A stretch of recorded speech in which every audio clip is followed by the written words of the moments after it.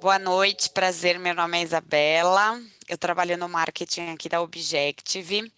Hoje a gente trouxe esse Tech Jam para falar um pouquinho sobre teste unitário.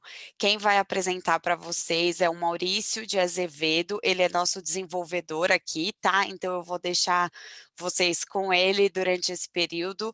A apresentação tem provavelmente em torno de 1 hora, dependendo aí das perguntas, né? Vocês podem comentar aqui pelo chat que tem para vocês aparecendo, e que conforme a gente for passando a apresentação e surgirem qualquer dúvida, ele pode ler e encaixando para responder para vocês, tá bom? Então, agora eu passo a palavra aí para o Maurício. Maurício, boa palestra e fique à vontade para começar. Primeiramente, uma boa noite aí a todos. Vou falar um pouquinho de teste unitário, só que aí eu vou quebrar um pouquinho esse paradigma falar o teste unitário em front-end, não no back-end. Vou falar para vocês, dar uma leve introdução ao termo de testes unitários. Vou trazer alguns conceitos que são relevantes para o entendimento de questões relacionadas a testes unitários, bem como as bibliotecas que são utilizados para realizar esses testes. Dar exemplo de algumas bibliotecas e utilitários que são utilizados para desenvolver testes unitários na camada do front-end. E, por fim, eu vou mostrar um pequeno bloco de código relacionado a cada uma das ferramentas que vai ser apresentada durante esse talk. Dando uma introdução sobre o que eu faço, quem eu sou aqui, o que eu faço aqui na Objective e sobre o tema. Bom, eu me chamo Maurício de Azevedo, eu atuo desde 2009 profissionalmente.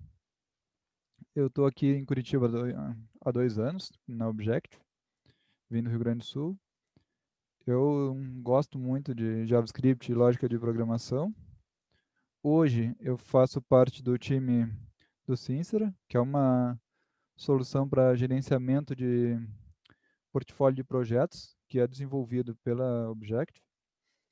E algo que vai além das skills técnicas que eu defendo bastante é a questão do equilíbrio entre soft skills e hard skills para todo desenvolvedor.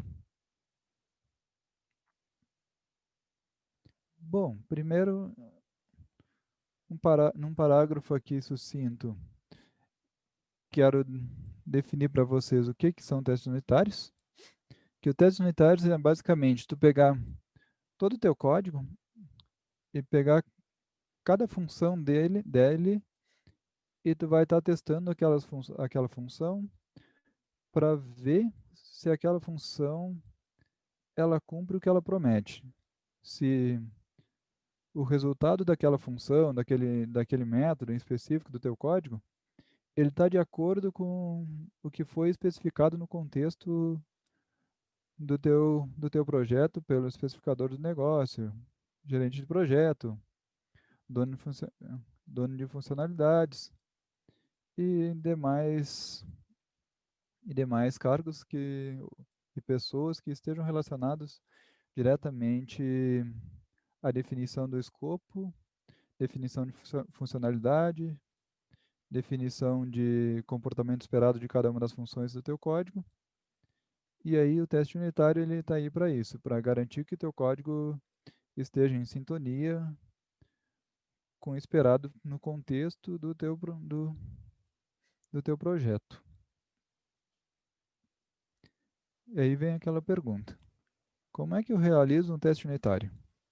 Pois bem, um teste unitário, tu pode estar aplicando ele antes do teu desenvolvimento, junto com o teu desenvolvimento ou após o teu desenvolvimento. Isso são técnicas diferentes de aplicar teste unitário no teu código.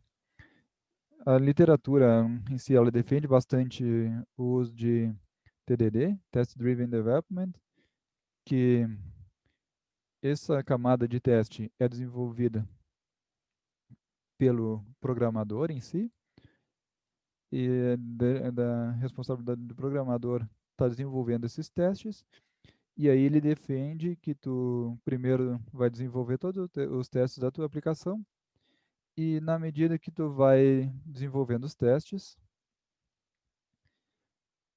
com um conjunto de técnicas, tu vai estar desenvolvendo os métodos necessários para estar cobrindo as funcionalidades para aquele método específico. E aí também tem um outro formato, que é o BDD, Behavior Driven Development, que esse formato é um formato bastante utilizado por especificadores de negócios, e eles utilizam uma linguagem mais semelhante à linguagem falada em si, para garantir que uma pessoa que não é desenvolvedora, ela possa desenvolver testes de código. E outro formato que eu comentei também da questão dos testes após o teu código, eles são considerados de nomenclatura ATDD. Esse tipo de teste ele é utilizado para testar se tudo que foi desenvolvido está de acordo com o que foi requisitado para aquele teu produto. E aí, esses testes são os testes de cobertura após desenvolvimento. Há alguns cenários onde tem empresas específicas que têm o cargo de testers, onde há pessoas específicas para desenvolver testes, que, se não desenvolvedores. Aí, essas pessoas, após uma funcionalidade ela ser desenvolvida e ser entregue, ela vai ser avaliada se há necessidade de cobertura de teste ou não, por parte dos testers. E aí, falando um pouco dos prós, por que é bom utilizar os testes unitários, tu consegue estar testando teu produto, tua aplicação, antes do teu servidor de aplicação, antes de ter a tua camada de back-end, visto que tu vai conseguir simular todos os comportamentos esperados, utilizando todas as ferramentas que forem necessárias para esses fins. E isso aí também dá ao desenvolvedor em si uma confiança maior de estar melhorando o código de uma forma contínua, que dependendo do projeto que a pessoa está atuando, há momentos que a pessoa não desenvolve melhor código. E aí, esse código, muitas vezes, há um momento que há necessidade desse código ser revisto e melhorado. E aí, no momento que ele estiver coberto por testes unitários, haverá essa confiança maior e garantirá que haja uma melhoria contínua no padrão de desenvolvimento do teu código em si. E aí a questão dos contras. Muitas vezes, dependendo do tipo de aplicação que tu está desenvolvendo, se é uma aplicação não tão complexa, o desenvolvimento de teste por parte do gerenciamento de projeto, do gerente de projeto ou gerente de contas, todas as pessoas que são responsáveis por definir o quanto de budget que vai ser determinado para aquele projeto, avalie as circunstâncias e determine que a cobertura de teste para aquele projeto ele vai ser mínimo. E aí outra defesa bem importante, se uma aplicação ela começou sem teste por questões de especificação de negócio, muitas vezes ou mal documentada ou funcionalidades não bem definidas no início da concepção do projeto, isso aí vai dificultar e até vai impossibilitar o desenvolvimento de testes. Por quê? Porque uma premissa básica de quando tu está desenvolvendo um teste, tu tem que garantir que aquele teu teste ali, ele é o mais realista possível e ele tem que estar de acordo com o esperado para aquela funcionalidade. E, portanto, se a pessoa não sabe, de uma forma bem clara e determinística, qual a funcionalidade esperada para aquela porção de código, ele não se faz apto de estar desenvolvendo um teste para aquela porção de código. E aí vem a pergunta: quem é que mais usa testes unitários do lado do front-end? Bom, projetos open source, em sua maioria. Por quê? Porque os projetos open source, eles são projetos que é aqueles projetos que são projetos incrementais e ele é são projetos que não têm um tempo de vida, ou seja, ele não é um projeto que ele vai ter início, meio e fim, ele vai ter o início e ele vai ser incrementado gradativamente. E um aspecto bem importante em defesa do uso de testes unitários em projetos open source é que, na medida que as tecnologias vão evoluindo, há novas releases de bibliotecas, há novas versões de bibliotecas que estão sendo utilizadas no projetos, ou, ou mais complexo ainda, há questões de bibliotecas às vezes não serem mais utilizadas. E aí há pontos que tu se faz necessário estar substituindo uma biblioteca do teu projeto por outra. E aí, se tu não tiver um teste de cobertura, vai acabar que o teu projeto ele vai acabar por si só. Tu não vai conseguir mais incrementar ele, ele vai ser dado como morto o projeto, ele vai ser descontinuado. É algo quem costuma navegar pelos projetos open source ou percebe-se, há muitos projetos em si que em determinado momento o mantenedor, ele opta por não dar mais continuidade no projeto e desenvolve um novo projeto. Em sua grande maioria é devido à falta de cobertura de teste, pois isso não garante que tu consiga estar evoluindo teu produto. Vai chegar um determinado momento que tu não vai conseguir evoluir ele mais. E aí agora eu vou falar um pouco de alguns conceitos por trás dos testes unitários que são necessários, no meu ponto de vista, para entender como as bibliotecas de testes unitários funcionam e como elas são aplicadas no seu contexto geral. Conceito de code coverage. O code coverage, são classes, são utilitários, que ele vai avaliar qual a quantidade de código, qual a quantidade de função que os teus testes cobriram. Ou seja, quais os métodos das tuas funções, eles foram testados de alguma forma, e além disso, ele vai estar reportando ao usuário quais os blocos que devem ser avaliados e quais exatamente precisam de uma cobertura de testes. Esse é o conceito de code coverage. Conceito de asserts. Há várias bibliotecas que somente com o uso da biblioteca por si só, tu consegue analisar, avaliar os resultados dos testes. Mas algumas outras bibliotecas, elas usam outras ferramentas específicas para te analisar, validar e comparar os resultados dos testes. Pois isso são métodos específicos para essa parte que fazem essa questão em si. Aí falando, tem a questão de reporters. O reporters é o formato que tu quer que seja mostrado ao usuário final o relatório de todos os teus testes que passaram, que não passaram, que estão pendentes, que foram ignorados.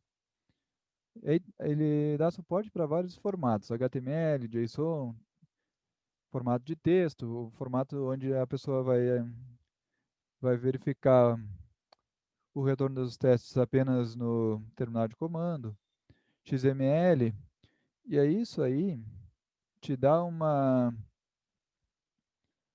facilidade e te permite que tu possa, por exemplo, estar integrando o teu resultado de testes com ferramentas de automações, com ferramentas como Jenkins, por exemplo, onde tu vai automatizar todos os passos do teu desenvolvimento. Tu vai ter automatização do teu espaço de testes da aplicação e no momento que tu escolher uma saída de testes do formato XML que é compatível ao Jenkins, por exemplo, tu vai conseguir integrar a tua ferramenta de automação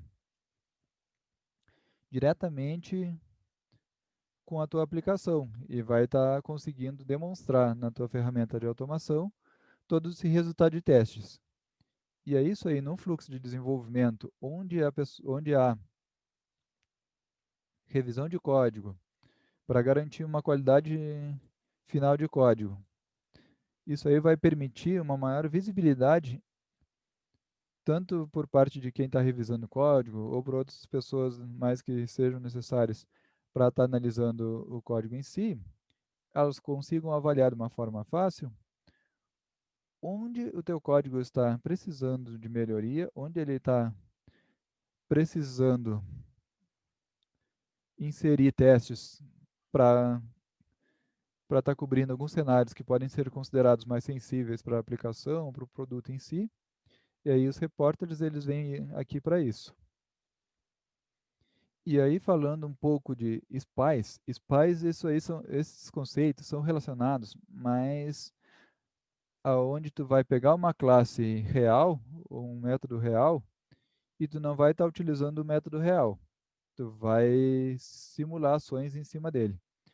E aí o spies ele serve para te ficar apenas observando um determinado método de uma função.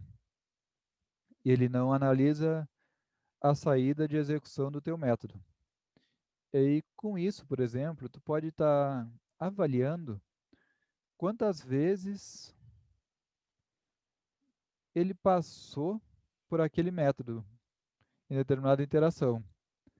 Por exemplo, se tu está testando uma interação onde tu espera que ele esteja passando só uma vez por um método que acesse um endpoint do teu serviço e por alguma razão ele passe mais de uma vez, isso aí vai estar acarretando uma queda de performance do teu produto final.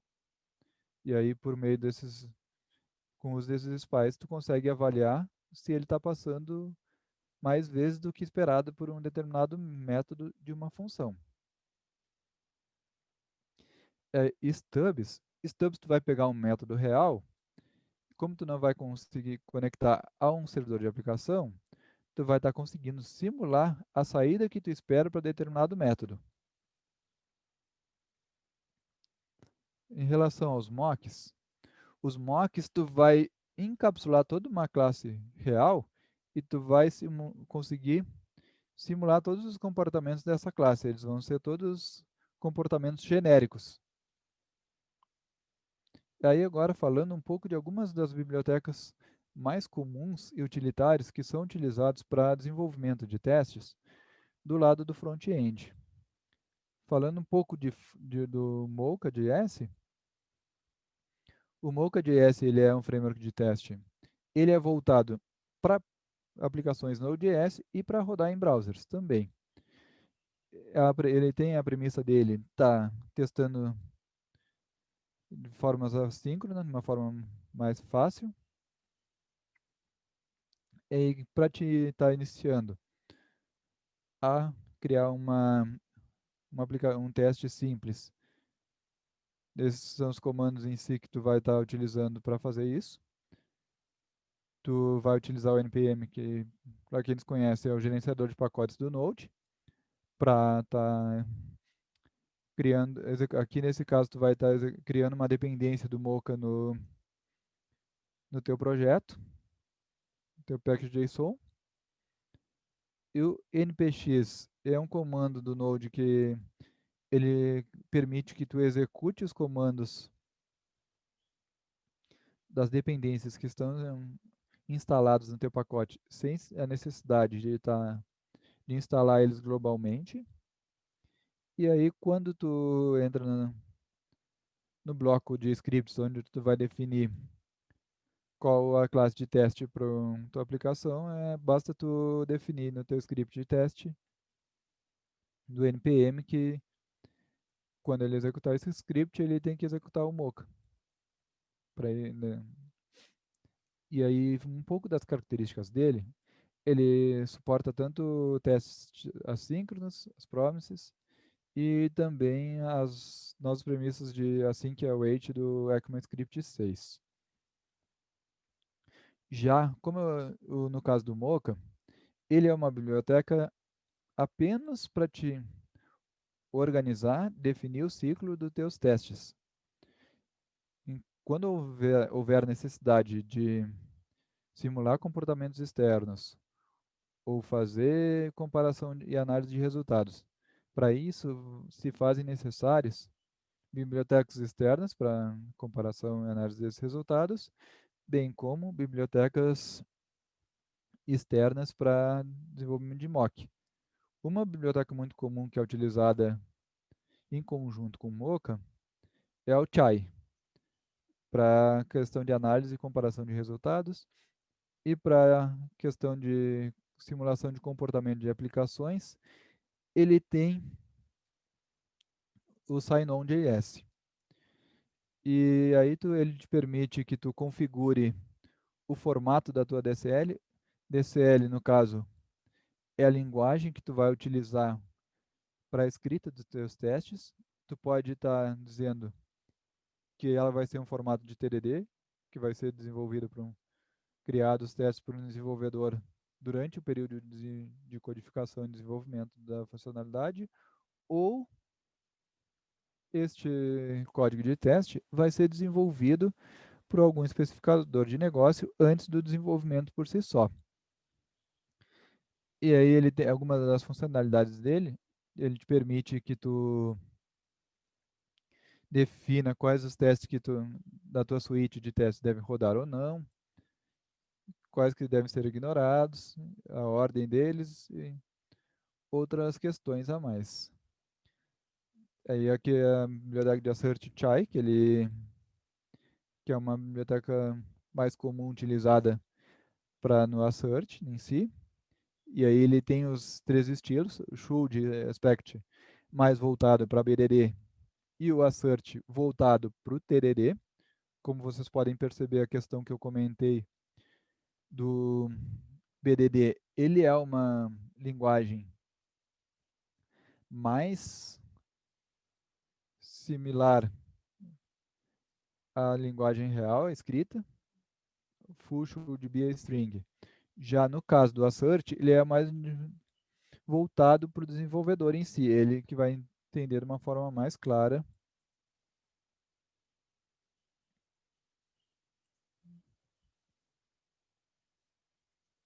Aqui respondendo um pouco para a Pamela, eu já chegarei exatamente na biblioteca que é mais comum para as aplicações Angular. E aí aqui, falando um pouco de code coverage, ele também usa uma biblioteca externa, que no caso é o Istanbul. E aqui o Jasmine, aqui é outra biblioteca de testes, outro framework em si. Ele, ele defende bastante a aplicação de BDD, ele não tem dependências, ele por si só, ele já consegue fazer a análise de códigos e reportes, ele, assim, ao contrário do Mocha, ele não é necessário as bibliotecas externas para esta parte em si. E aí, para te iniciar o teu projeto, ele vai instalar a dependência do teu pacote, vai gerar inicializar o arquivo de configurações do teu Jasmine e vai definir ele como classe de teste nos teus scripts do package.json. E aí, rodando um pouco dos testes, é só rodar o npm test. Aí aqui, comentei ele com a Camila de aguardar um pouquinho, exatamente por esse aspecto, que o Angular por si só, ele já vem com o Jasmine incluso no framework, ou seja, tipo, ele pode ser considerado mais indicado para aplicações Angular pelo fato que ele já é uma ferramenta que já está incluso junto com o framework, e aí por essa razão não vai ser necessário criar outras bibliotecas para adaptar o framework de teste ou fazer ou executar outras ações para que seja possível a partir daí tu tá criando teus testes unitários. E aí aqui temos por último o Jest, que é uma das mais novas. Ela defende o uso em múltiplos em frameworks e ser uma ferramenta simples.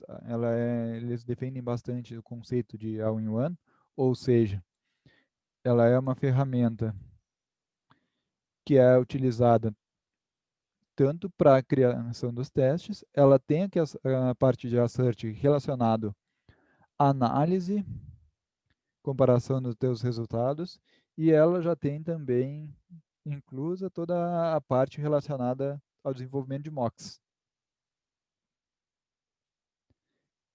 E aí ela foi desenvolvida pelo Facebook.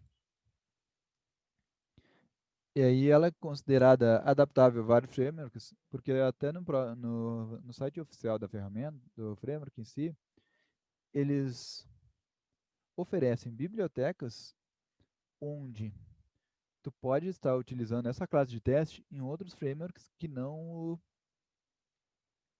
o React. Ele pode ser aplicado a Vue.js, pode ser aplicado a Angular.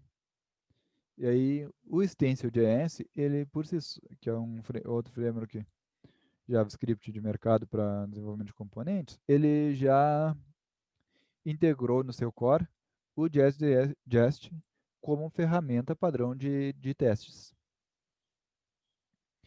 E aí, no caso, ele já tem os mocks e os asserts já inclusos nele, no framework em si, não precisa ser colocado mais nada, tu vai apenas instalar o Jest e ele já vai funcionar tudo de uma forma natural.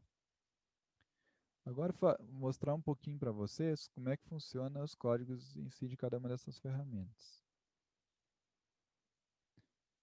Deixa eu aumentar aqui um pouco. Só confirmem para mim se o tamanho da letra está legível para vocês, está tranquilo?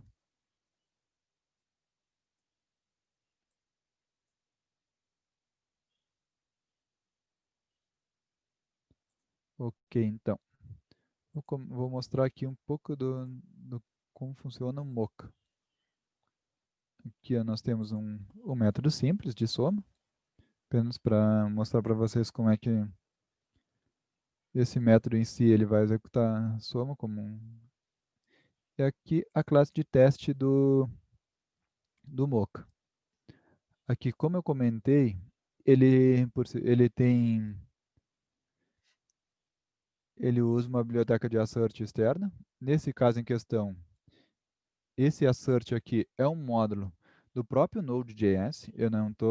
Não está sendo instalado nenhuma biblioteca externa. Ele é um módulo, ele é externo do Node.js e que ele está sendo utilizado. E aí, aqui nesse ponto, ele está descrevendo o que tu tá aqui no describe, tu descreve tua suíte de teste e aí dentro dele tu vai desenvolver todos os teus testes. Aqui é o cenário, o it que é determinando qual é o cenário em si. E aí aqui é o título do teu cenário e a função que ele vai executar. E aqui está o teu método de análise do resultado. E no que rodar o teste em si, vou mostrar aqui para vocês como é que ele funciona.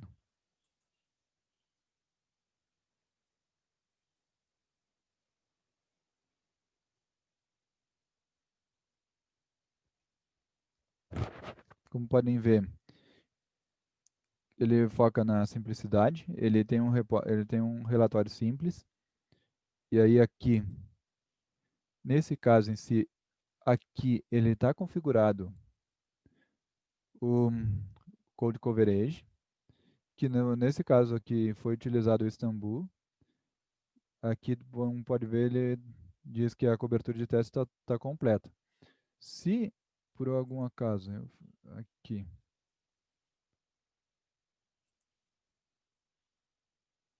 eu vou criar um... Vou simplesmente dizer que esse teste não existe.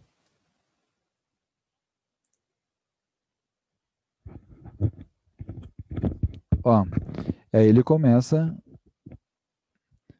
a dizer que ele não está totalmente coberto. Aí vamos lá agora, vou mostrar para vocês como é que ele funciona o relatório de testes dele. Ó, nesse caso aqui, a dependência que ele utilizou é apenas essa aqui, ó. Ele utiliza o NYC. O que é o NYC? Ele é a nova versão do Istanbul. O Istanbul antes ele era uma biblioteca específica, mas agora, assim como grande maioria das bibliotecas e frameworks, ele também tem uma interface de linha de comando. E aí essa linha de interface de comando é que define que eu quero um relatório de cobertura de código. E aí aqui, no meu script de teste, eu defini, estou rodando o nick, estou dizendo que eu quero o relatório do tipo HTML e do tipo texto, e o teste que eu estou utilizando é o Mocha. E aí aqui ele vai me criar para mim uma pasta dentro do meu diretório da minha aplicação de nome coverage.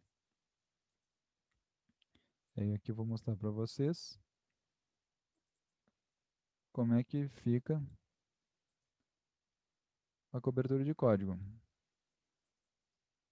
Aqui está a cobertura de código, ele diz aqui 50%. Ó, aí quando eu for aqui, ó, aqui ele fica em vermelho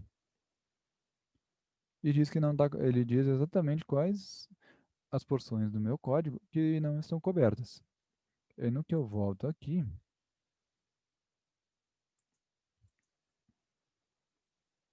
no meu teste em si, e rodá-lo novamente, vocês podem ver que agora ficou 100%.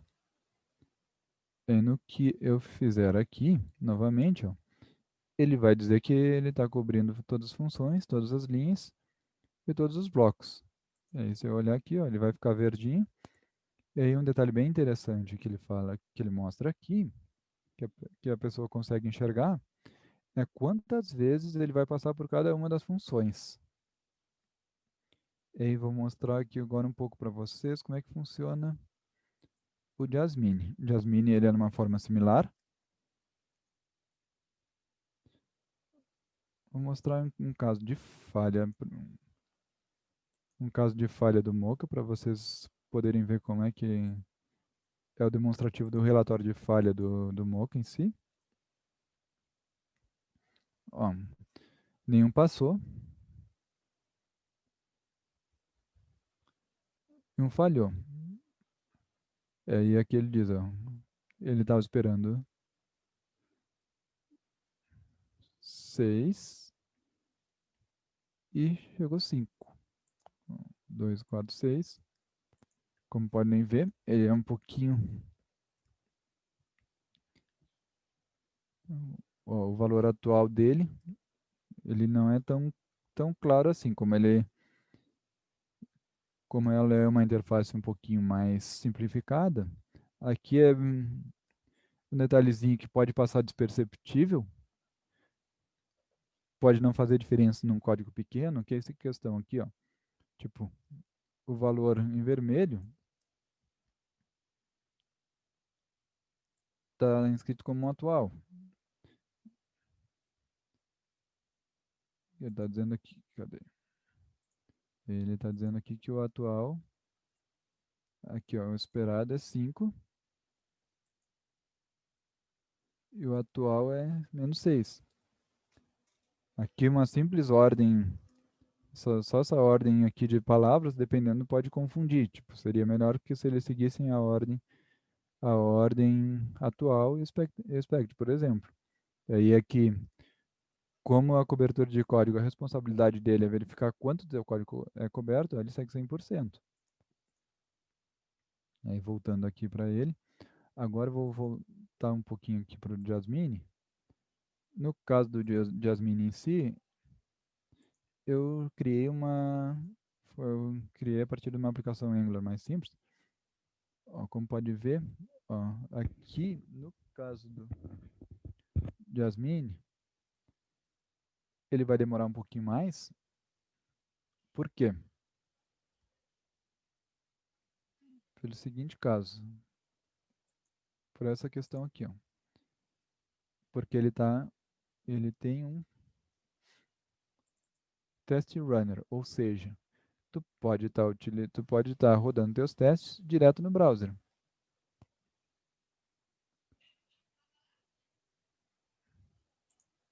E aqui ele tem todo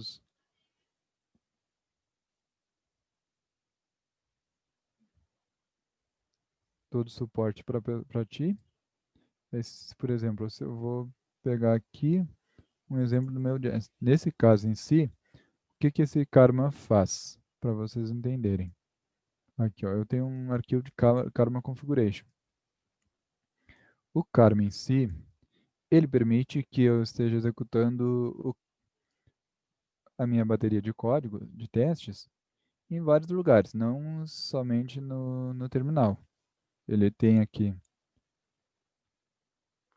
todo o resultado de testes, né, ele diz aqui a execução só, ele não está mostrando nenhum resultado para mim no terminal dos testes, mas aí aqui quando eu acesso a instância que ele levanta do Karma, eu consigo ver exatamente cada um dos testes em si, ó. Quando eu clico, ele vai lá e executa o teste e ele verifica isso para mim. Aí se eu for aqui, ó, vou mostrar aqui para vocês agora um exemplo desse cara falhando. Tá?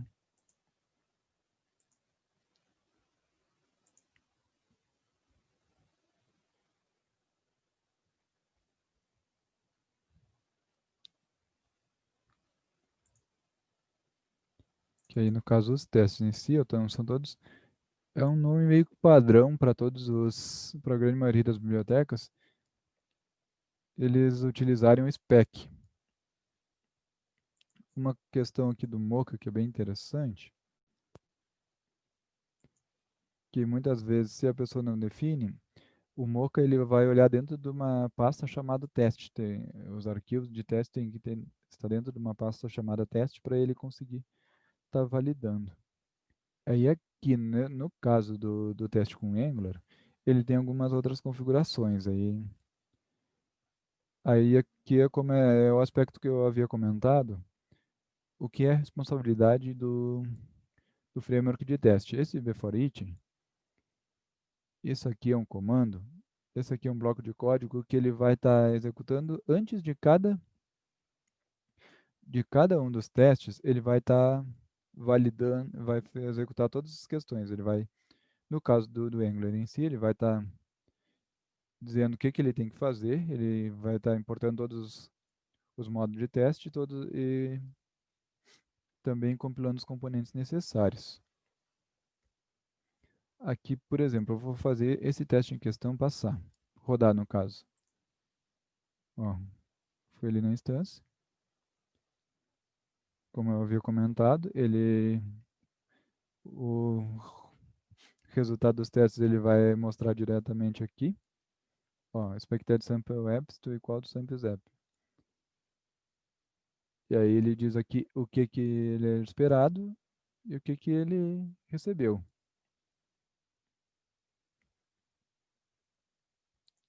E quando eu for aqui no bloco de código, should have a title, ele vai mostrar exatamente para mim. Ele diz qual o método que falhou, que aí eu consigo estar validando ele aqui. O should have a title, ok. Isso aqui era esperado ser sample apps e veio sample app.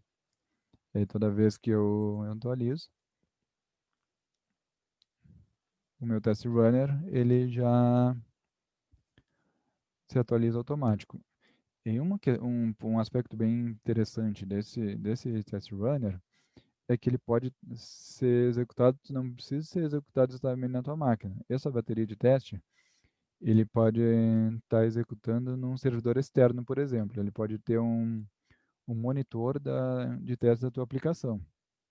Ou seja, toda vez que uma aplicação quebra um teste numa branch master ou numa branch de desenvolvimento, dependendo do processo que foi adotado para o desenvolvimento por parte dos desenvolvedores, líderes e gerentes, tu pode estar configurando o teu Karma para que a saída dele seja em um servidor externo. E com isso, é possível que várias outras pessoas consigam avaliar testes quebrados e com isso otimizar o desenvolvimento e melhorar cada vez mais.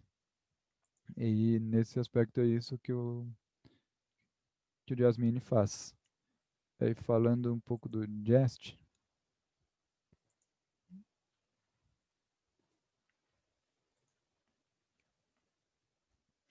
como ele é aqui no caso,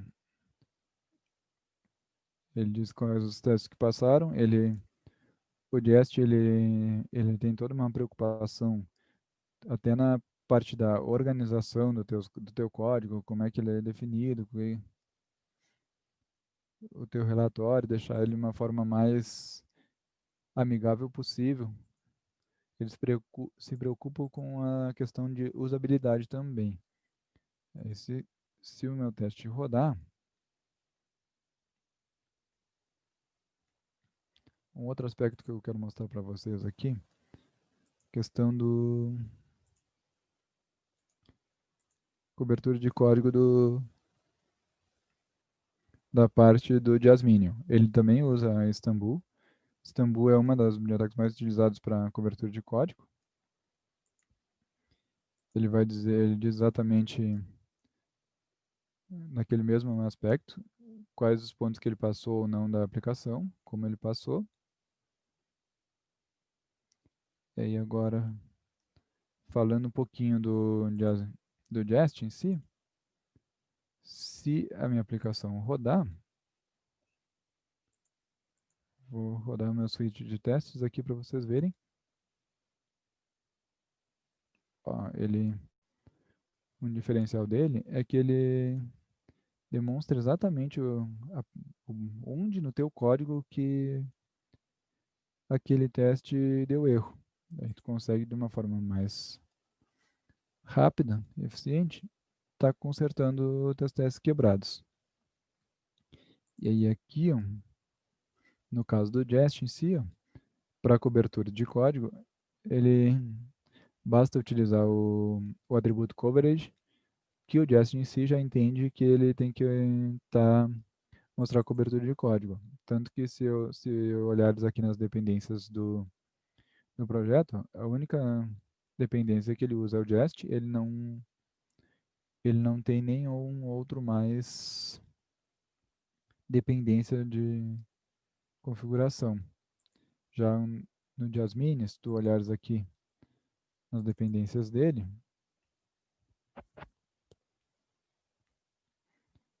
além do Karma em si, para conseguir utilizar o Istanbul, ele é necessário utilizar um plugin com Karma. Ó, no caso, o Karma, ele usa o conceito de adapters que eu havia comentado, ou seja, tu pode estar utilizando teu test runner com outras bibliotecas JavaScript, desde que tu esteja utilizando os adapters específicos de acordo com as tuas necessidades.